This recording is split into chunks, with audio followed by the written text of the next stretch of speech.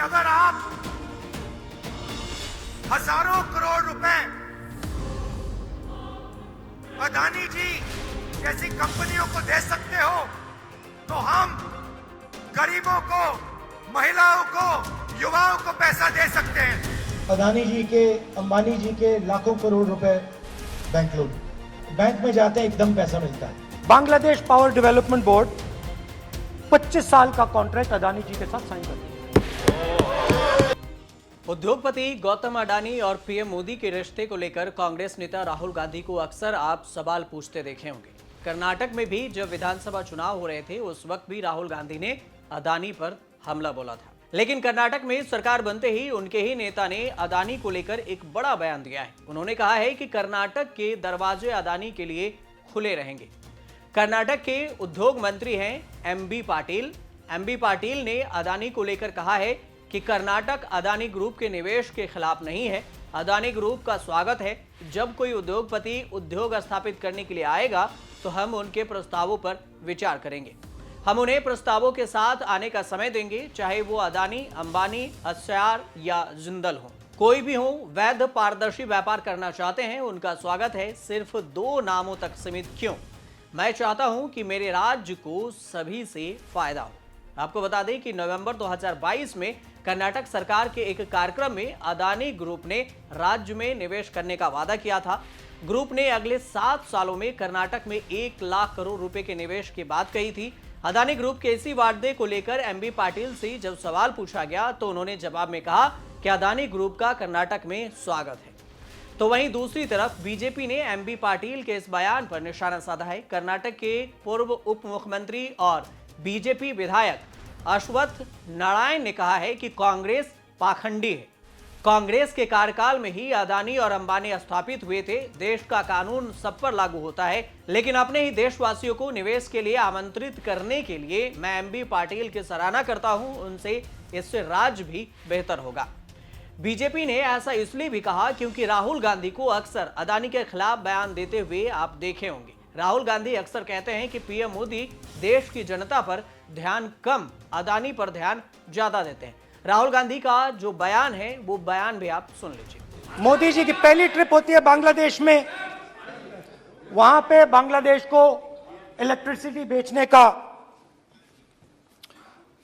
Decision लिया जाता है। कुछ ही दिन बाद बांग्लादेश पावर डेवलपमेंट बोर्ड 25 साल का कॉन्ट्रैक्ट अदानी जी के साथ साइन कर देता है। 1500 मेगावाट इलेक्ट्रिसिटी का कॉन्ट्रैक्ट अदानी जी। अब जनता के माइंड में यह सवाल उठा है कि इस भ्रष्ट व्यक्ति को हिंदुस्तान का प्रधानमंत्री क्यों बचा रहा है। यह मतलब अब सब कुछ बीजेपी के लोग, नरेंद्र मोदी जी सब कुछ इस व्यक्ति को बचाने के लिए क्यों कर रहे हैं। दूसरा सवाल, बीजेपी के लोगों ने कहा कि अदानी पर आक्रमण देश पर आक्रमण है। मतलब इनके माइंड में देश अदानी है और अदानी देश है। कि अगर आप हजारों करोड़ रुपए अदानी जी जैसी कंपनियों को दे सकते हो तो हम गरीबों को, महिलाओं को, युवाओं को पैसा दे सकते हैं।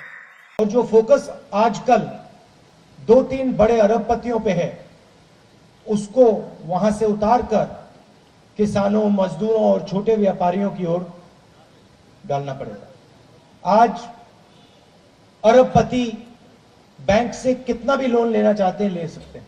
अदानी जी के, अंबानी जी के लाखों करोड़ रुपए बैंक लोन, बैंक में जाते हैं एकदम पैसा मिलता है। और अगर कोई मुश्किल होती है अरबपतियों का कर्जा माफ हो जाता है, मगर किसानों का लोन कभी माफ नहीं होता है। बीजेपी के पूर्व विधायक सीटी रवि ने कांग्रेस पर दोहरेपन का आरोप लगाया है। उन्होंने कहा है कि एक तरफ हिंडनबर्ग रिपोर्ट के आरोपों पर अदानी ग्रुप के खिलाफ कांग्रेस नेता राहुल गांधी अभियान चलाते हैं, तो दूसरी तरफ कांग्रेस सरकार अदानी ग्रुप से निवेश की बात करती है। आपको बता दें कि अमेरिकी शॉर्ट सेलिंग फर्म हिंडनबर्ग ने 24 जनवरी 2023 को रिपोर्ट जारी कर अदानी ग्रुप की कंपनियों को ओवर वैल्यूड बताया था। अकाउंट में हेरफेर का आरोप भी लगाया था। साथ ही अदानी ग्रुप पर मनी लॉन्ड्रिंग से लेकर शेयर मैनिपुलेशन जैसे आरोप भी लगाए थे। हालांकि हिंडनबर्ग के आरोपों को अदानी ग्रुप ने खारिज कर दिया था, लेकिन विपक्ष ने इस मुद्दे को लेकर जमकर बवाल मचाया। कांग्रेस नेता राहुल गांधी और पार्टी के अध्यक्ष मल्लिकार्जुन खड़गे ने कई मौकों पर अदानी ग्रुप को लेकर केंद्र सरकार को घेरा।